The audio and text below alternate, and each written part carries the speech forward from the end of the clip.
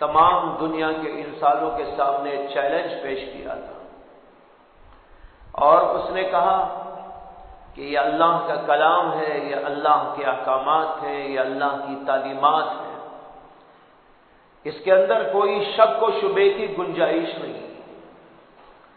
سب سے پہلے جہاں قرآن شروع ہوتا ہے سورہ فاتحہ سے شروع ہوتا ہے، اور سورہ فاتحہ کے ختم کے بعد جو سورت شروع ہوتی ہے اس کا نام ہے سورۃ البقرہ۔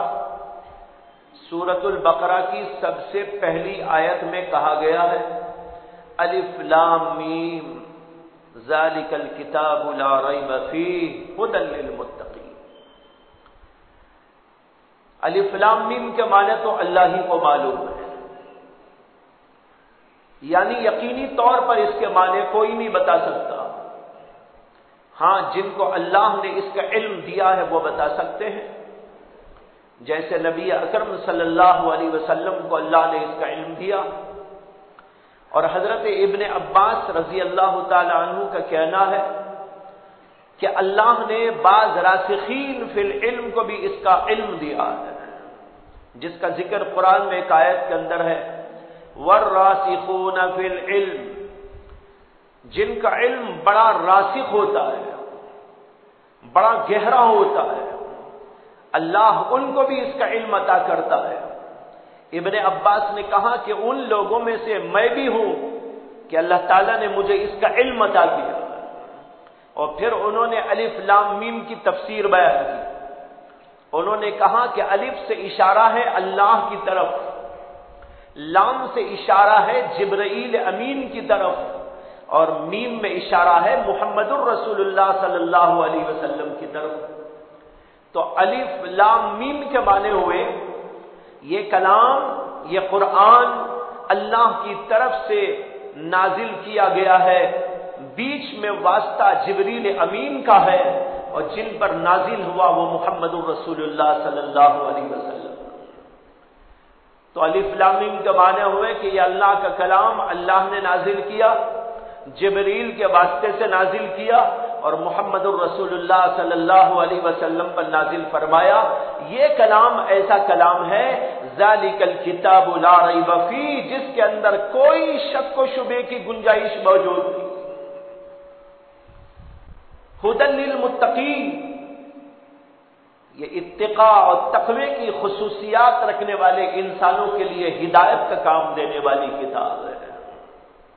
تو یہ شروع ہی میں اللہ نے بتا دیا، اور اس کے علاوہ کئی جگہ پر اللہ نے چیلنج کیا اور یہ کہا کہ اگر تمہیں اس میں کچھ شک ہے تو پھر تم بھی ایک اللہ کا کلام بنا کر، تم بھی اللہ کے جیسا کلام بنا کر پیش کر دو، لیکن تمہارا کلام شک و شبے سے خالی نہیں ہو سکتا۔ اللہ کا کلام ہے جس میں کوئی شک و شبہ نہیں۔ ایک عورت مسلمان ہوئی چند سال پہلے، جو بڑی پڑھی لکھی تھی، عیسائی گھرانے کی تھی، اور عیسائی گھرانے میں تربیت پاتے ہوئے اس نے بچپن ہی سے عیسائیت کی تعلیم حاصل کی، ان کے مذہب کا طور طریقہ، اس کے عقائد، اور اسی سلسلے میں اس کے ماں باپ کے ساتھ وہ چرچ کو بھی جایا کرتی تھی۔ اس کے بعد جب ذرا بڑی ہو گئی اور اسے اسکول کے حوالے کیا گیا تو ایک ایسے اسکول میں اس کو رکھا گیا جہاں پر رہائش کا انتظام تھا، ریزیڈینشل اسکول میں۔ وہ کہتی ہے کہ جب میں وہاں پر رہ رہی تھی تو اسی اسکول کے اندر کچھ مسلمان طالبات بھی پڑھتی تھی، ان مسلمانوں سے میرا تعلق ہوا، اور اس سے پہلے میں اپنے گھر میں سنا کرتی تھی مسلمان بڑا خونخوار ہوتا ہے، مسلمان ایسا ہوتا ہے، مسلمان کے اندر یہ عیب ہوتا ہے، مسلمان کسی سے محبت نہیں کرتا، مسلمان بڑے ظالم ہوا کرتے ہیں۔ یہ باتیں سنا کرتی تھی اور کہتی ہے کہ میرے دل میں یہ سب کچھ بیٹھا ہوا ہے۔ جب اسکول کی اس دنیا میں آئی اور وہاں پر مسلمان لڑکیوں سے میرا تعلق پیدا ہوا تو میں نے دیکھا کہ ان مسلمان لڑکیوں کے اخلاق بڑے اچھے ہیں، بڑے پاکیزہ ہیں، وہ بہت محبت بھری نگاہوں سے مجھے دیکھتے ہیں، میرے سے تعلق کرتے ہیں اور اچھی اچھی باتیں بتاتے ہیں۔ وہ کہتی ہے کہ ان کو دیکھنے کے بعد میرے دل کے اندر سوال پیدا ہوا کہ اب تک میرے گھر میں اور چرچ میں مجھ کو یہ پڑھایا اور سکھایا، وہ بتایا گیا کہ مسلمان بڑا خونخوار ہوتا ہے، مسلمان بڑا بد تہذیب ہوتا ہے، مسلمان بڑا ہی ظالم ہوتا ہے، لیکن یہاں تو میں اس کے خلاف دیکھ رہی ہوں۔ جبکہ وہاں عیسائی لڑکیاں موجود ہیں، لیکن عیسائی لڑکیوں کے اخلاق اتنے اچھے نہیں ہیں جتنے اخلاق ان بچیوں کے اچھے ہیں جو مسلمان۔ کہتی ہے کہ ان کا میرے سے اٹھنا بیٹھنا کھانا پینا تعلق پیدا ہوا، میں ان کو آبزرو کرتی رہی، دیکھتی رہی، آزماتی رہی۔ کہتی ہے کہ میرا دل اندر سے کہنے لگا کہ یہ لوگ غلط نہیں ہو سکتے۔ کیسے غلط ہو سکتے؟ جب اخلاق عمدہ ہیں، تہذیب اچھی ہے، ان کے ہاں کھانے کا طریقہ ہے، ہم لوگ تو کھڑے کھڑے کھا رہے ہیں، کہیں وہی بیٹھے ہوئے کھا رہے ہیں، لیکن یہ مسلمان لڑکیاں کھانے کے لیے بیٹھتی ہیں، دسترخوان ڈالتی ہیں اور پھر ہاتھ دھوتی ہیں اور ڈھنگ سے چیزوں کو جوڑتی ہیں اور پھر اس کے بعد اپنا کھانا اپنے برتن میں بڑے سلیقے سے نکالتی ہیں اور چباتی ہے تو بڑے سلیقے سے چباتی ہیں، بے ڈھنگا کوئی طریقہ نہیں۔ ایسے ہی ان کا اٹھنا، ان کا بیٹھنا، ان کا رنگ و ڈھنگ سب مجھے دیکھ کر ہی اندازہ ہوا کہ کوئی غلط انسان نہیں ہو سکتے۔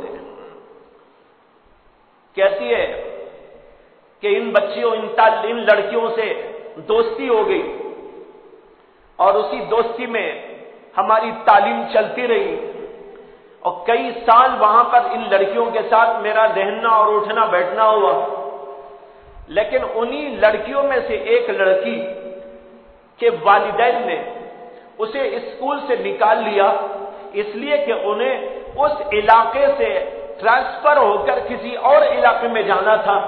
جب وہ جانے کے لیے یہاں سے اپنا تعلق منقطع کر کے ہم سب لوگوں سے رخصت لینے لگی تو میں بھی رونے لگی، وہ بھی رونے لگی اور سہیلیاں بھی رونے لگی اور پھر اس کے بعد ایک دوسرے کو تحفے تحائف دینے لگی۔ کہتی ہے کہ میں نے بھی میری سہیلی کو تحفہ دیا اور کہا کہ یادگار، یہ یاد رکھنا کبھی ملاقات ہوگی تو دیکھا جائے۔ تو وہ جانے والی مسلمان لڑکی نے اس کو کہا کہ میرے دل میں بھی آیا کہ میں آپ کو کوئی تحفہ دوں۔ سوچنے لگی کہ کیا تحفہ دوں، سوچتے سوچتے میرا دل دماغ بہت ساری چیزوں کی طرف گیا، لیکن ہر چیز میری نگاہ میں حقیر نظر آنے لگی اور مجھے سمجھ میں آیا تمہارے جیسی دوست کو یہ دنیا کی چیزیں دینا تو اچھا نہیں۔ کھانے کی چیز دے دوں، پینے کی چیز دے دوں، پہننے کی چیز دے دوں یا اور کوئی چیز دے دوں، زیور دے دوں، کپڑا دے دوں، مجھے سمجھ میں آیا کہ تمہاری جیسی ہستی کے لیے دوستانہ تعلقات کے ہوتے ہوئے یہ دنیا کی حقیر چیزیں دوں، یہ مجھے اچھا نہیں لگا۔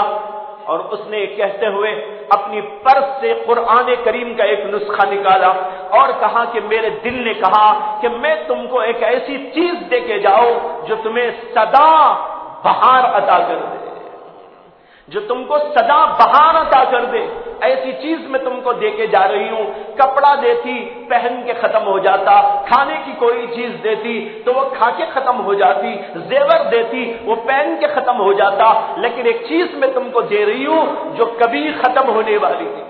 میں نے کہا وہ کیا چیز ہے؟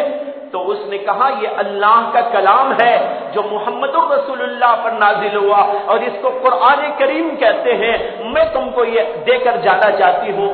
وہ سہیلی کہتی ہے کہ میں نے ادب و احترام کے ساتھ میں اس کو لیا، اپنے سر پہ رکھا اور اس کو چوما اور پھر اپنی پرس میں اس کو رکھ لیا اور گھر والوں سے ڈر ڈر کر رہتی تھی کہ کہیں کسی کی نگاہ نہ پڑ جائے۔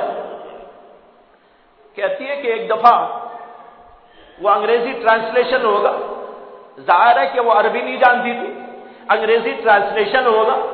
وہ کہتی ہے کبھی کبھی میں اس کو اٹھا کے چومتی اور کبھی کہیں سے پڑھتی۔ کہتی ہے کہ ایک دفعہ پڑھتے پڑھتے ایک آیت سامنے آ گئی، وہی اسی لیے میں نے واقعہ آپ کو سنایا۔ وہ کہتی ہے کہ قرآن کریم کی ایک آیت سامنے آ گئی، اس میں اللہ تعالیٰ یہ کہتا ہے افلا یتدبرون القرآن، کیا لوگ قرآن میں تدبر نہیں کرتے، غور و فکر نہیں کرتے؟ ام علی قلوب اقفالها، یا ان کے دلوں پہ تالے پڑ گئے؟ کہتی ہے کہ اس آیت نے مجھ کو اندر سے جھنجھوڑ دیا۔ میں نے کہا واقعی ہم نے کبھی قرآن پر غور نہیں کیا۔ قرآن ہمیں تدبر کا حکم دیتا ہے، غور و فکر کی دعوت دیتا ہے۔ ہم قرآن کو پڑھ کر تو دیکھیں کہ کیا ہے اس کے اندر۔ کہتی ہے کہ پھر اس کے بعد میں آیتوں پر آیتیں پڑھنے لگی اور مجھے سمجھ میں آیا کہ قرآن واقعی ایسی اللہ کی کتاب ہے جس کے اندر کوئی شک و شبہ نہیں اور کہیں پر حرف گیری نہیں کی جا سکتی۔ اور پھر اس کے بعد وہ عورت مسلمان ہو جاتی۔ اس کا واقعہ اور بھی لمبا ہے جو کتابوں میں لکھا ہے، لیکن اس وقت اتنی ہی بات مجھ کو عرض کرنی تھی، اس لیے اتنا حصہ اس کا پیش کیا، ورنہ اس نے اپنی پوری تاریخ بیان کی۔ تو بھائیو، جس نے کبھی قرآن کو پڑھا، اسلام کی تعلیم کو دیکھا، اسلامی احکامات کو پرکھا اور جانچا اور انصاف کی نگاہ سے دیکھا، عقل کی روشنی میں اس کو پرکھا، تو اس کو سمجھ میں آئے گا کہ قرآن اور اسلام کے احکام ایسی چیز ہے جس کے اندر شک و شبے کی کوئی گنجائش موجود نہیں۔ لیکن کچھ لوگ تعصب والے ہوتے اور کچھ لوگ جاہل ہوتے ہیں۔ اسلام پر اعتراض کرنے والے کئی قسم کے لوگ ہیں۔ ایک وہ لوگ ہیں جن کے دلوں میں تعصب ہے، ان کے سامنے آپ کتنے بھی حقائق پیش کر دیں، ان کا تعصب ان کو اندھا بہرا بنا دیتا ہے۔ ان کے سامنے آیتوں کی آیتیں پیش کر دو، دلائل کے دلائل پیش کر دو، لیکن ان کی عقل باوجود ماننے کے اس کو وہ قبول نہیں کرتے۔ اور قرآن انہی کے بارے میں کہتا ہے وَجَحَدُوا بِهَا وَاسْتَيْقَنَتْهَا أَنفُسُهُمْ، دل اس کو مانتے ہیں لیکن زبان سے انکار کرتے ہیں۔ وَجَحَدُوا بِهَا وَاسْتَيْقَنَتْهَا أَنفُسُهُمْ، دل نے اس کو مانا لیکن زبان ماننے کے لیے تیار نہیں۔ یہ متعصب طبقہ ہوتا ہے۔ ایک طبقہ وہ ہوتا ہے جو ان متعصب لوگوں کو حق پر سمجھ کر ان کی تقلید کر لیتا ہے، جو کچھ انہوں نے کہا مان کے چلے گئے۔ متعصب لوگوں نے، مستشرقین لوگوں نے، ان مبشرین نے جو کچھ کہا اسلام کے بارے میں، انہوں نے سمجھا یہ بڑے بڑے لوگ ہیں، یہ بڑے پروفیسر ہیں اور بہت بڑے پڑھے لکھے لوگ ہیں، انہوں نے صحیح کہا ہوگا، ان پر یقین کر لیا اور غلط فہمی کا شکار ہوتے چلے گئے۔ اور کچھ لوگ وہ ہوتے ہیں جن کے اندر علم کی کمی ہوتی ہے، عقل کی کمی ہوتی ہے، بصیرت کی کمی ہوتی ہے۔ ان بصیرت کی کمی والے لوگ اور علم کی کمی والے لوگ اپنے ناقص مطالعے سے اسلام کا مطالعہ کرتے ہیں، تو پھر ان کو کہیں شک و شبہ پیدا ہو جاتا ہے تو اسلام پر اعتراض کرنے لگتے۔ اور ایک طبقہ وہ بھی ہے، میں معذرت کے ساتھ میں عرض کروں، جو اسلام پر اعتراض اس بنیاد پر کرتا ہے کہ ہمارا کردار اچھا نہیں، ہمارے اخلاق اچھے نہیں، ہمارا طرز زندگی اچھا نہیں۔ دیکھیے، اب میں نے ان بچوں کا قصہ آپ کو سنایا، جب بھی اسلام کی تعلیم پر کسی نے عمل کیا ہے، دنیا نے اس کو قبول کیا ہے۔ اگر قبول نہیں کر رہی ہے تو کچھ اپنا حصہ بھی اس میں ہے۔ ہمارا جھوٹ، ہمارا فریب، ہمارا حسد، ہمارا بغض، ہماری جو ہے بد عملی، ہماری بد کرداری، ہماری بد اخلاقی، یہ ساری چیزیں ہیں جو نمایاں ہوتی ہے۔ اس وجہ سے لوگ اسلام پر اعتراض کرنے لگتے ہیں۔ تو بہرحال اسلام پر اعتراض حقیقت کے اعتبار سے تو نہیں ہو سکتا۔ اگر اعتراض ہو رہا ہے تو ان بنیادوں پہ اعتراض ہو رہا ہے۔ یہ تو تمہیدی گفتگو تھی۔ اب میں آتا ہوں اصل مسئلے پر، جس کے لیے میں نے گزشتہ بار بحث شروع کی تھی۔ وہ یہ ہے کہ اسلام کی ایک اہم ترین عبادت جس کو ہم قربانی کہتے ہیں، اس کے اوپر لوگ مختلف انداز سے اعتراضات کرتے ہیں۔ ان اعتراضات کو سمجھنا اور ان کے جوابات کو سمجھنا اس دور کے اندر اس لیے ضروری ہے کہ اگر ہم سمجھنے کے اوپر نہ آئے تو بھائی کبھی ایسا ہو سکتا ہے کہ ہم بھی پھسل جائیں۔ بہت سارے لوگ مسلمانوں میں ایسے کہ ان کا تعلق غیر لوگوں سے ہوتا ہے، کبھی ہندوؤں سے تعلق ہوتا ہے، کبھی اور قوموں سے تعلق ہوتا ہے، وہ اسلام کے اوپر اعتراض کرتے ہیں، اس بیچارے کے پاس جواب کچھ نہیں ہوتا، اور اس نے کبھی کسی سے سمجھا بھی نہیں کہ اس کا جواب کیا ہے۔ جب سمجھائی نہیں اور اس کے پاس اس کی عقل موجود نہیں تھی، وہ خود ہی شک و شبے میں مبتلا ہو جاتا ہے۔ یاد رکھو، اسلام کی کسی بھی تعلیم پر دل میں شبہ پیدا ہو گیا، ایمان ختم ہو جاتا۔ اسی لیے ہمارے ایک بزرگ کا قصہ آپ کو سناتا ہوں۔ دارالعلوم دیوبند میں حضرت مولانا عزیز الرحمان صاحب رحمت اللہ علیہ بڑے اونچے درجے کے عالموں اور بڑے اونچے درجے کے صوفیہ میں شمار ہوتے ہیں۔ یہ دارالعلوم دیوبند کے سب سے پہلے مفتی ہیں۔ ان کے بارے میں لوگ لکھتے ہیں اتنے زبردست مفتی تھے کہ ان کو کتابوں کی کتابیں یاد تھی اور ہر فتویٰ بغیر کتاب کو دیکھے دیتے تھے۔ چنانچہ ان کے لکھے ہوئے فتاوی کی اتنی جلدیں موجود ہیں، جس کو فتاوی دارالعلوم دیوبند کہتے ہیں۔ فتاوی دارالعلوم دیوبند کی یہ جتنی جلدیں بازار میں آپ کو ملتی ہیں، وہ مفتی عزیز الرحمان صاحب رحمت اللہ علیہ کے لکھی ہوئی ہے۔ انہوں نے برجستہ اس کا جواب دیا اور وہ آج سارے عالموں کے لیے کام آ رہی۔ صوفیہ میں سے تھے، بڑے اللہ والے تھے، اتنے زبردست اللہ کے ولی تھے۔ حضرت مولانا مناظر احسن گیلانی لکھتے ہیں کہ ایک دفعہ مفتی عزیز الرحمان صاحب رحمت اللہ علیہ نماز پڑھا رہے تھے دیوبند کے اندر ایک مسجد میں، پیچھے لوگ موجود تھے اور وہ آیتیں پڑھتے جا رہے تھے، اور آیتوں کے پڑھتے ہوئے ان کے اوپر گھریا طاری ہو گئے۔ اللہ سے تعلق کی بنیاد پر، اللہ سے خوف کی بنیاد پر، اللہ کی آیتوں سے محبت کی بنیاد پر ان کے دل کے اوپر گریاں طاری ہوا، رونے لگے۔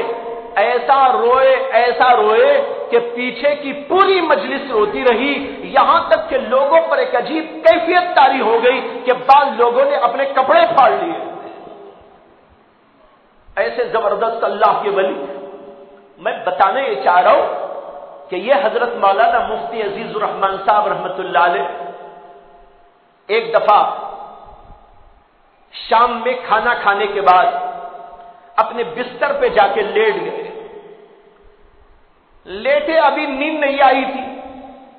جب آدمی لیٹتا ہے تو ظاہر بات ہے نیند آنے تک بیکار نہیں رہتا، بلکہ اس کا دماغ کچھ نہ کچھ سوچنے لگتا ہے۔ اچھا آدمی اچھی باتیں سوچتا ہے، برا آدمی بری باتیں سوچتا ہے۔ اگر کوئی آدمی چور ہوگا وہ پلان بنائے گا چوری کیسا کروں، ڈاکو یہ خیال جماتا بیٹھے گا سوتے سوتے کہ بھئی ڈاکہ کیسے ڈالوں، اور کوئی آدمی جو ہے بری صحبتوں کا عادی تو وہ اپنی برائیوں کے بارے میں سوچ بچار شروع کر ڈالے گا، اور جو اللہ والا ہوگا وہ آخرت کی فکر پیدا کرے گا، وہ اللہ کے بارے میں سوچے گا، دین کے بارے میں سوچے گا، اپنے کردار کو اچھے کرنے کے بارے میں خیالات جمائے گا۔ اسی طرح جو علماء ہوتے ہیں تو وہ اللہ کے ولی اور علماء جب سوچتے ہیں تو دین کی باتیں سوچتے ہیں۔ حضرت مولانا مفتی عزیز الرحمان صاحب رحمت اللہ علیہ لیٹے لیٹے سوچنے لگے، قرآن کے اوپر غور و فکر کرنے لگے۔ اچانک ان کے دماغ کے اندر ایک آیت آ گئی۔ آیت یہ ہے کہ قرآن کہتا ہے وَأَن لَّيْسَ لِلْإِنسَانِ إِلَّا مَا سَعَىٰ وَأَن لَّيْسَ لِلْإِنسَانِ إِلَّا مَا سَعَىٰ، انسان کو کچھ نہیں ملے گا مگر وہی ملے گا جس کی اس نے محنت کی ہو۔ جس نے خود محنت کی ہوگی وہ محنت کا ثمرہ اللہ اس کو عطا کرے گا، اور جس کی محنت اس نے نہیں کی اس کا کوئی بدلہ اس کو نہیں ملے گا۔ اس سے معلوم ہوتا ہے کہ اللہ کے ہاں اصول یہ ہے کہ جو آدمی محنت کرتا ہے اس کا پھل اس کو اللہ دیتے ہیں، اور جس کی اس نے محنت کی نہ کی ہو اس کا پھل اس کو نہیں ملا کرتا۔ حضرت مولانا مفتی عزیز الرحمان صاحب کے ذہن میں یہ آیت آئی تو اسی کے ساتھ اس کے اوپر ایک اشکال پیدا ہو گیا. اشکال یہ پیدا ہوا کہ قرآن تو یہ کہتا ہے کہ آدمی کو وہی ملتا ہے، یعنی اسی چیز کا اجر و ثواب ملتا ہے جو اس نے محنت کی ہو، اور جو محنت اس نے نہ کی ہو اس کا اجر و ثواب اس کو نہیں ملا کرتا. تو حدیثوں کے اندر جو آیا ہے کہ ایک آدمی محنت کر کے کسی کو ثواب پہنچائے، ایصال ثواب جس کو کہتے ہیں، تو ثواب تو پہنچ جاتا ہے.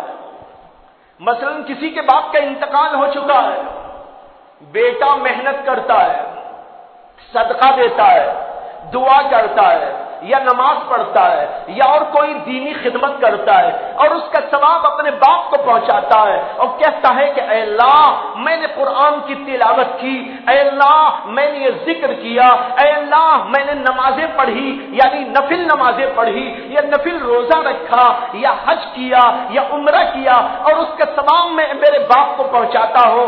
حدیثیں بتاتی ہیں کہ یہ ثواب اس کے باپ کو پہنچ جاتا ہے. قرآن کیا کہہ رہا ہے؟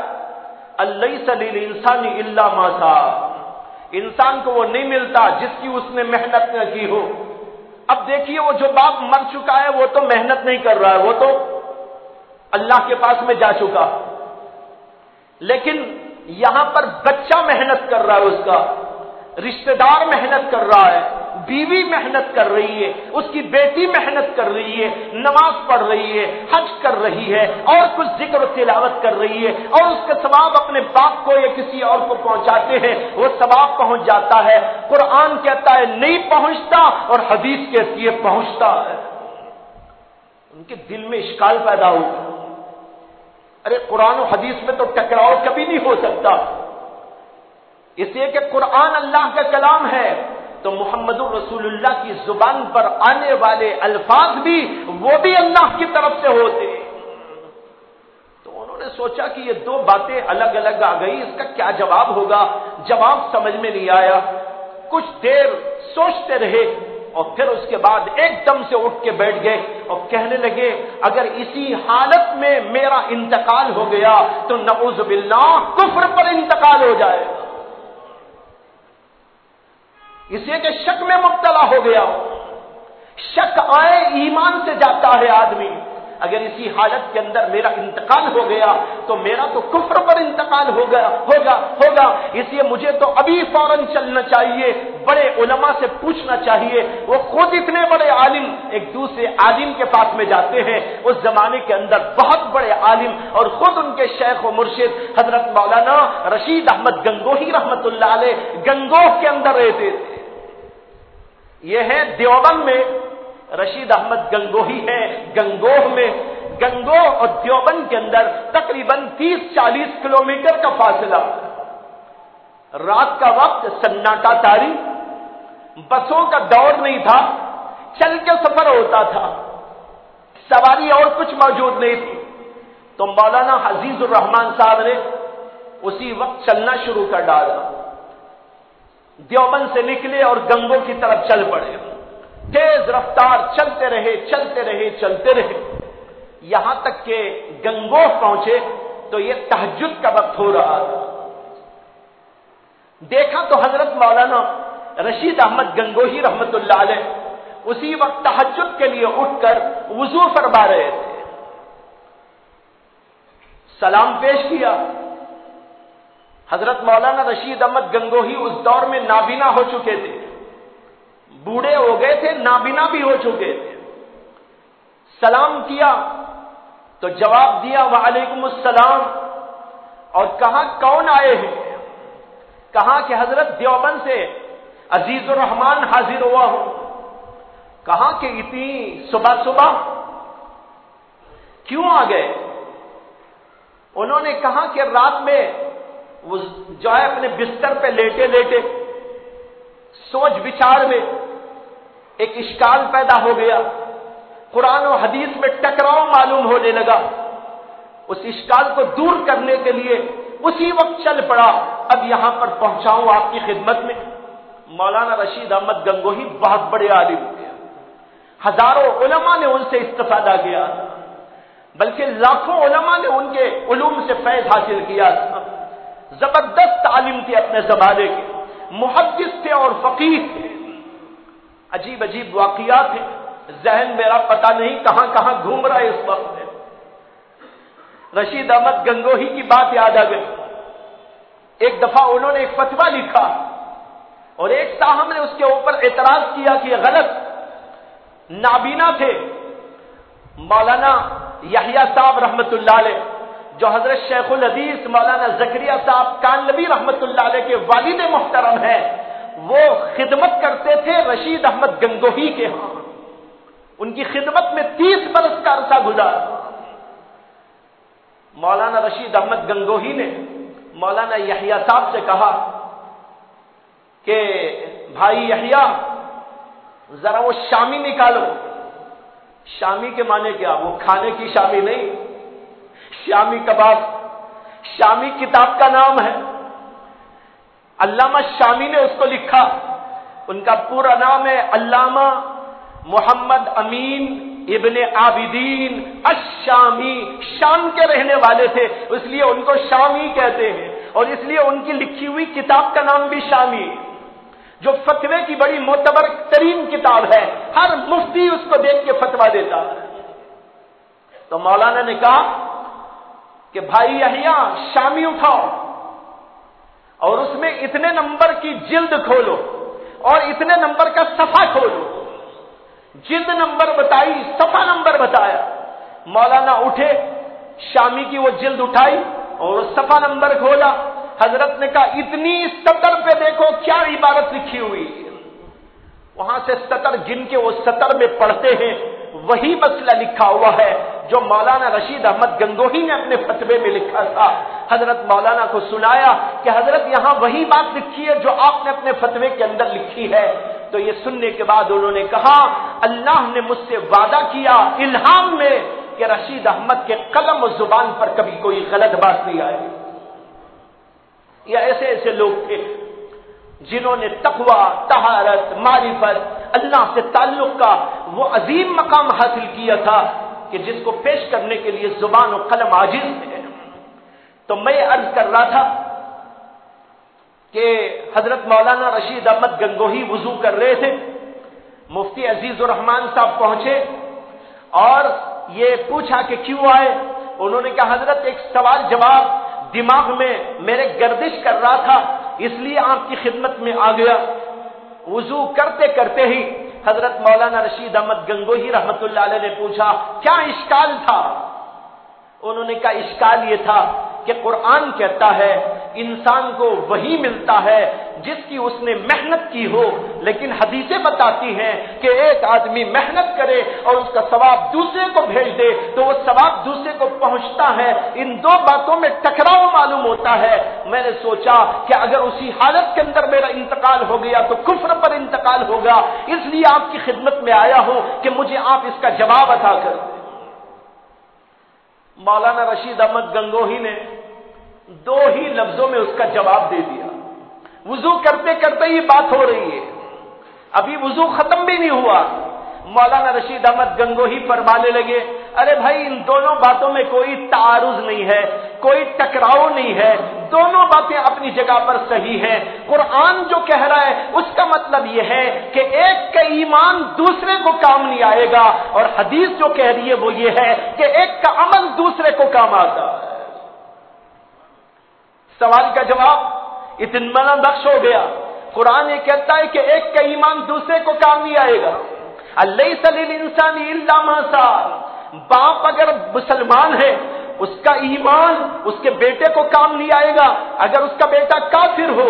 ابو جہل کافر تھا اور ان کے بیٹے اکرمہ وہ اللہ کے نبی علیہ السلام پر ایمان لانے والے تھے، لیکن آپ جانتے ہیں کہ ابو جہل کو ان کے بیٹے کا ایمان کام نہیں آئے گا۔ لیکن ایک آدمی اپنا عمل کسی کو دے دے، نماز دے دے، روزہ رکھ کر اس کا ثواب پہنچا دے، ذکر و تلاوت کا ثواب پہنچا دے اور کسی عبادت کا ثواب پہنچا دے، یہ ثواب پہنچتا ہے اس لیے کہ یہ عمل کی بات ہے اور وہ ایمان کی بات ہے۔ سارا اشکال ختم ہو گیا، دل کو قرار آ گیا۔ مولانا عزیز الرحمان صاحب رحمت اللہ علیہ نے حضرت سے عرض کیا کہ حضرت الحمدللہ پورا اطمینان ہو گیا، اب مجھے اجازت دیجئے کہ واپس ہو جاؤ۔ 30-40 کلومیٹر چل کے رات میں آئے، اشکال کا جواب پا کر اب کہتے ہیں کہ جانے کی اجازت دیجئے۔ مولانا رشید احمد گنگوہی نے کہا ابھی تو آئے، بیٹھے بھی نہیں، کھڑے کھڑے واپس ہوتے ہو؟ انہوں نے کہا صبح میں دیوبند میں سبق پڑھانا ہے حدیث پاک کا۔ یہ ایسے لوگ تھے جنہوں نے بھائیوں ایک طرف عمل کی دنیا کو اور ایک طرف علم کی دنیا کو آباد کیا تھا۔ یہ واقعہ میں نے کیوں سنایا؟ تاکہ ہمیں احساس پیدا ہو کہ ہمیں بھی کوئی شبہ پیدا ہو جائے، اس کو دور کرنا چاہیے، اس کو پالتے ہوئے بیٹھے نہیں رہنا چاہیے، علماء کی خدمت میں جائیں، اپنے اشکالات کو پیش کرے اور اس کو حل کرنے کی کوشش کرے، اس لیے کہ ایمان کا مسئلہ بڑا اہم ترین مسئلہ ہے۔ اب میں اصل بات کی طرف آتا ہوں کہ قربانی پر جو اعتراضات کیے جاتے ہیں، ان اعتراضات میں سے آج کل ایک اعتراض بہت ہی وسعت کے ساتھ، بڑی کثرت کے ساتھ پھیلایا جا رہا ہے، اور بہت سارے لوگوں کو وہ اپیل بھی کرتا ہے۔ وہ کہتے ہیں لوگ کہ ہاں بھائی ایسا جو ہے کیوں کیا جا رہا ہے، یہ قربانی کی کیا ضرورت ہے؟ اعتراض یہ کیا جاتا ہے کہ قربانی 1 دن 2 دن 3 دن جو کی جاتی ہے، اس کے اندر لاکھوں جانوروں کو قربان کیا جاتا ہے، بلکہ کروڑوں جانوروں کو قربان کیا جاتا ہے۔ ساری دنیا کے اندر مسلمان کروڑ جانوروں کو 1 2 3 دن کے اندر قربان کر دیتے ہیں۔ اتنے جانوروں کی یہ قیمت اگر کسی اور مثبت انداز سے خرچ کی جاتی اور تعلیم کے لیے خرچ کی جاتی، غریبوں کی امداد کے لیے خرچ کی جاتی، یا اور کسی اچھے کام میں خرچ کی جاتی، تو اس کا کتنا بڑا فائدہ ہوتا۔ ایک ہی دن میں 2-3 دن میں اتنے جانور ذبح کر کے گوشت کتنا گوشت کھاؤ گے؟ یہ گوشت تو بیکار بھی بہت ساری جگہ پر ہو جاتا ہے۔ اس لیے کیا اچھا ہوتا کہ مسلمان یہ کام کرنے کے بجائے اس کو جائے قیمت کو وصول کرتے اور کسی اور جگہ پر اس کو خرچ کرتے، کوئی کالج بنا دیتے، کوئی یونیورسٹی بنا دیتے، اور کوئی ادارہ بنا دیتے، کوئی ہاسپٹل تیار کر دیتے، ہر علاقے کے اندر ایسی ہاسپٹل ہو جاتی جہاں پر غریبوں کی امداد ہی ہوتی، اور اس طریقے پر یہ کام کیا جاتا، کتنا اچھا ہوتا۔ یہ سارا پیسہ 2-3 دن کے اندر کروڑ روپے خرچ ہو جاتے ہیں۔ یہ کروڑ روپے کسی اچھے کام کے اندر خرچ کیا جا سکتا۔ یہ اعتراض ہے جو غیروں کی طرف سے شروع ہوا، لیکن اپیل کیا بہت سے مسلمان پڑھے لکھے لوگوں کو، اور پڑھے لکھے طبقے نے بغیر سوچے و سمجھے اس اشکال کو قبول کر لیا، اور پھر انہوں نے اس کو دہرانا شروع کیا، اور کئی سالوں سے دہراتے چلے آ رہے ہیں، اور اب تو بڑی کثرت کے ساتھ یہ واٹس ایپ کا جب سے کہ سلسلہ آ گیا ہے، ہر آدمی بات کو پھیلانے کے اندر حصے دار بن جاتا ہے، چاہے اس کی سمجھ میں آئے کہ سمجھ میں نہ آئے، کوئی بھی چیز آتی ہے تو وہ فارورڈ کر دیتا ہے اور دوسرے کو پہنچانے کی کوشش کر دیتا ہے، اور یہ سمجھتا ہے کہ میں نے اسلام کا حق ادا کر دیا۔ لیکن آپ کو یاد رکھنا چاہیے کہ اس کا بہت سخت ترین نقصان بھی ہے۔ اس کا فائدہ اس وقت میں ہے جبکہ سوچ وچار کے ساتھ صحیح بات پہنچانے کی کوشش کی جائے۔ اگر صحیح کے بجائے غلط بات کو یوں پھیلانے کی کوشش کی جائے گی، اس کا سخت ترین نقصان ہوگا، اور نہ صرف آپ کی ذات کو، پوری ملت کو، بلکہ خود اسلام کو بھی اس کا نقصان بھگتنا پڑے گا۔ بہرحال یہ اعتراض ہے جو آج بڑی کثرت کے ساتھ میں پھیلایا جا رہا ہے، اور لوگ کہہ رہے ہیں کہ ہاں بھائی بات تو سچی نظر آتی ہے، صحیح نظر آتی ہے، لیکن بھائیو یہاں پر 2-3 باتیں سمجھنے کی۔ جب یہ سمجھیں گے تو حقیقت سمجھ میں آئے گی۔ سب سے پہلی بات تو یہ سمجھنا ہے کہ اسلام کے اندر 2 طرح کے احکام ہم کو دیے گئے۔ ایک وہ احکام جن کا تعلق عبادت سے ہے، ایک وہ احکامات جن کا تعلق مخلوق کی خدمت سے ہے۔ दो तरह के अहकाम आपको मिलेंगे। एक तरफ आपको ये मिलेगा नमाज पढ़ो, रोजा रखो और हज करो और भी बहुत सारी इबादतें, जिक्र की इबादत, तिलावत की इबादत, तिलावत और जिक्र और फिक्र और इसी तरह नमाज और रोजा, ये सारी इबादतें दरअसल अल्लाह ताला को खुश करने के लिए और अल्लाह से अपने ताल्लुक को वाबस्ता करने के लिए फर्ज किए गए और मशरू किए गए। इसलिए कि सबसे बड़ा ताल्लुक इंसान को अगर है तो अपने अल्लाह से, मखलूक से उसका ताल्लुक बाद में है, चाहे माँ बाप से हो चाहे और रिश्तेदारों से हो। सबसे बड़ा ताल्लुक और सबसे अव्वलीन ताल्लुक तो अल्लाह से है। अल्लाह तबारक व तआला ने बहुत सारी इबादतों को इसलिए मशरू किया, बल्कि सभी इबादतों को इसलिए मशरू किया कि अल्लाह की खुशनुदी इंसान को हासिल हो जाए। इन्हीं इबादतों के अंदर आपको नजर आएगा ये कुर्बानी की इबादत, जैसे नमाज की इबादत, जिक्र और तिलावत की इबादत, हज की इबादत, उम्रे की इबादत। इसी तरह एक इबादत ये भी है जिसका नाम है कुर्बानी। कुर्बानी क्यों की जाती है? अल्लाह की खुशनुदी की खातिर की जाती है। अल्लाह ने एक तरीका मुकर्रर किया है कि मेरी खुशनुदी तुमको हासिल करना है तो मेरी खुशनुदी के लिए तुम्हें नमाज पढ़ना होगा, तुम्हें जिक्र करना होगा, तुम्हें तिलावत करना होगा, तुम्हें ज़कात देनी होगी, तुम्हें हज करना होगा, तुम्हें उम्रा करना होगा। और उसी के साथ एक ये भी इबादत है कि अल्लाह को खुश करने के लिए तुम अल्लाह के नाम पर जानवरों की कुर्बानी पेश करो।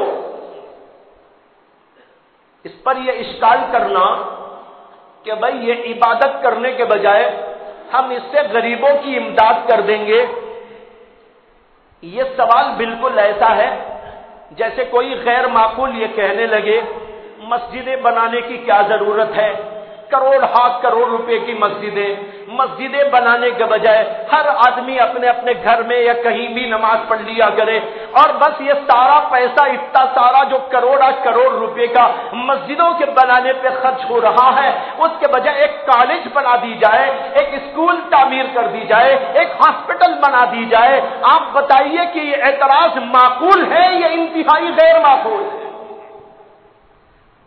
कितना बुद्धू है वो आदमी जो एक कहता है कि भाई मस्जिदें बनाने के बजाय हॉस्पिटल बनाओ उसी पैसे से। अरे नमाज कहां पढ़े? अरे नमाज तो कहीं भी पढ़ लो, घर में पढ़ लो, मकान में पढ़ लो, दुकान में पढ़ लो, रोड पे पढ़ लो, स्टेशन पे पढ़ लो, कहीं भी तो तुम नमाज पढ़ते हो।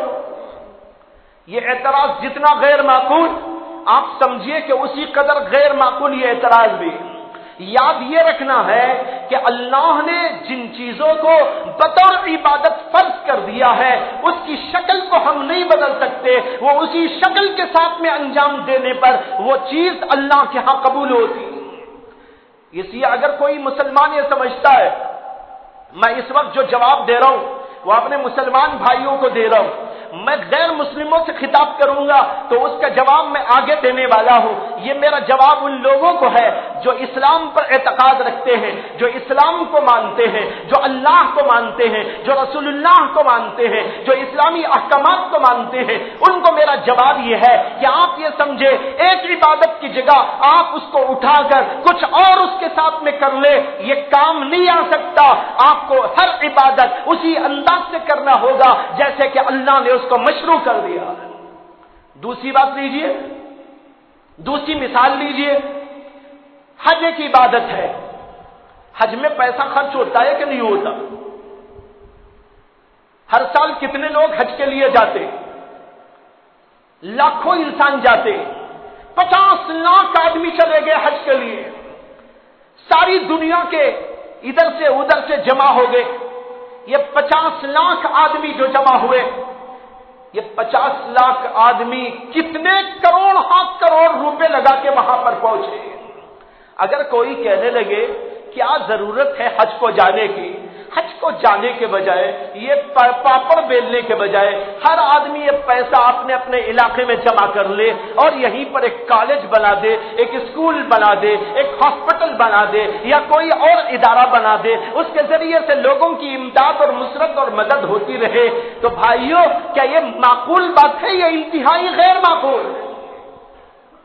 کیا اس کا مطلب یہ ہے کہ لوگوں کی امداد کے لیے اور لوگوں کو خوش کرنے کے لیے, انسانیت کی خدمت کے لیے اللہ کی ساری عبادتیں ختم کر دے, مسجدیں ختم کر دے, مدرسے ختم کر دے, حج کی عبادت ختم کر دے, عمرے کو جانا بند کر ڈالے اور ساری اس طرح کی چیزوں کو ختم کر ڈالے؟ اگر کوئی یہ کہتا ہے تو اس کا مطلب یہ ہے کہ اسے تو سب سے پہلے اپنے اسلام کا رونا پڑے گا کہ میرا اسلام بھی باقی ہے کہ نہیں. یہ اصل میں سوچے بغیر سمجھے بغیر یہ سمجھ میں جو آتا ہے لوگ اس کو کہنے لگتے ہیں. یاد رکھو کہ جو اللہ نے عبادت کو فرض کر دیا اسی شکل کے ساتھ اس کو باقی رکھنا ضروری. ایک بات تو یہ تھی, یہ میرا خطاب ان لوگوں سے ہے جو اسلام کو مانتے ہیں اور یہ اعتراض کرتے ہیں. یہی اعتراض غیر مسلم لوگ بھی کرتے ہیں. غیر مسلموں کو اگر آپ کو سمجھانا ہے اور اس مسئلے کی حقیقت ان کے سامنے لانا ہے تو ان کو یہ جواب تو کام نہیں آئے گا, اس لیے کہ وہ اسلام ہی کو نہیں مانتے تو مسجد کو کیا مانیں گے اور حج کو کیا مانیں گے. وہ کہیں گے ہاں یہ سب کو بھی اٹھا دو اور لپیٹ کے رکھ دو اور جو ہم کہہ رہے وہ کیا کرو. وہ تو پہلے ہی سے غیر ہے, اس لیے ان کو یہ جواب کام نہیں آئے گا. اس لیے ان کو جواب دینا ہے تو ہمارا جواب اس سلسلے میں ان کے لیے یہ ہے کہ دنیا میں آپ دیکھتے ہیں کہ بڑی بڑی تقریبات منائی جاتی ہیں, بڑی بڑی تقریبات ہر علاقے میں منائی جاتی ہیں اور ہر قسم کے لوگ مناتے ہیں. مثال کے طور پر ملکوں میں آپ جائیں, اپنے ملک میں آپ دیکھیں تو ملک کی آزادی کے موقع پر جشن منائے جاتے ہیں. ہر ملک مناتا ہے اپنا جشن. ملکوں کے علاوہ کچھ تحریکات ہوتی ہیں, وہ تحریکات 100 سال ان کے پورے ہو گئے, اس کے اوپر ایک جشن منایا جاتا ہے اور اس کے اندر لاکھوں نہیں کروڑ روپے خرچ کیے جاتے ہیں. ہندوستان کی آزادی کا موقع آتا ہے, ہر سال کروڑ روپے خرچ کیے جاتے. اسی طریقے پر کوئی اور تحریک چلائی جاتی ہے, اس تحریک کا ایک حصہ پورا ہوتا ہے, ایک مدت اس کی پوری ہوتی ہے تو اس تحریک کا جشن منایا جاتا ہے. اسی طرح مسلمان بھی مناتے ہیں, غیر لوگ بھی مناتے ہیں اپنی اپنی تحریکات کا جشن, اپنے اپنے مذہب کا جشن, اپنے اپنے اسکولوں کا جشن, اپنے اپنے کالجوں کا جشن. کالج بڑی پیمانے پہ چل رہی تھی, 100 سال اس کے پورے ہو گئے, بہت بڑا جشن منایا گیا. ایک بار دارالعلوم دیوبند میں بھی اپنا جشن منایا, 100 سالہ اجلاس جس کو کہتے ہیں, ساری دنیا سے لوگ آئے تھے, 10 لاکھ آدمی ساری دنیا سے وہاں پر جمع ہوئے تھے. یہ جشن منایا گیا. یہ مسلمانوں کا جشن ہوا, غیروں کا جشن بھی ہوتا رہتا ہے, ملکوں کا جشن بھی ہوتا رہتا ہے, کئی دن تک جشن منائے جاتے ہیں. ایک دفعہ میں مسقط گیا تھا تو مسقط کے اندر وہاں پتہ چلا یہ وہ دن ہے جو وہاں کا کچھ خاص ایام ایسے ہی منانے کا, اور کئی دنوں تک وہاں سب کو چھٹی ہے اور پورے شہر کو اس طریقے پر سجا دیا گیا ہے جیسے کہ دلہن کو سجا دیا گیا. یہ جشن منایا جاتا ہے. لیکن کیا کسی بھی آدمی کے ذہن میں کبھی آیا کہ یہ ملک اتنے بڑے یہ ہندوستان ہمارا اتنے بڑے جشن مناتا ہے, آزادی کا جشن مناتا ہے, تحریکات کے جشن مناتے ہیں, مذہب کے جشن مناتے ہیں, کالجوں کے جشن مناتے ہیں. اس لیے ان سب کو یہ کہنا چاہیے یہ اپنے سارے جشن بند کر دو اور کروڑ روپے جو تم خرچ کر رہے ہو اس کو جمع کرو اور اس کو جمع کر کے غریبوں کی امداد کرو اور غریبوں کے لیے کچھ کارہائے نمایاں انجام دو. لیکن بھائیو, ہم نے آج تک ایسی آواز کسی سے نہیں سنی, کسی کالج نے نہیں کہا, کسی یہاں کے کسی سرپرست نے نہیں کہا اور کسی سیاستدان نے نہیں کہا किसी एजुकेटेड तबके से ये आवाज आज तक नहीं उठी, किसी प्रोफेसर साहब ने ये आवाज आज तक नहीं उठाई। ये जश्न क्यों मनाते हैं? जश्न को बंद कर दो, सारे मुल्क दुनिया के अपने जश्न को बंद कर दे और इस पैसे को जमा करके गरीबों की इमदाद करे। कोई ये नहीं कहता, इसलिए नहीं कहता कि सारी दुनिया को मालूम है ये जश्न मनाना मुल्क की अजमत की एक निशानी है। ये जश्न मनाना अपने कॉलेज की अजमत को बाला करने के लिए एक बहुत ही अहम किरदार अदा करता है। इस वजह से कोई ये नहीं कहता कि इन जश्न को बंद कर दिया जाए और इसके पैसे को गरीबों की इमदाद में खर्च किया जाए, इसलिए कि इसकी जरूरत महसूस की जाती है। जश्न आजादी मनाना चाहिए, जश्न 10 साल मनाना चाहिए, जश्न जो है 25 साल मनाना चाहिए और इतने साल हो गए तो इसका जश्न मनाना चाहिए। ये इन चीजों की अजमत की निशानी और उससे मोहब्बत की निशानी, उससे ताल्लुक की निशानी होती है।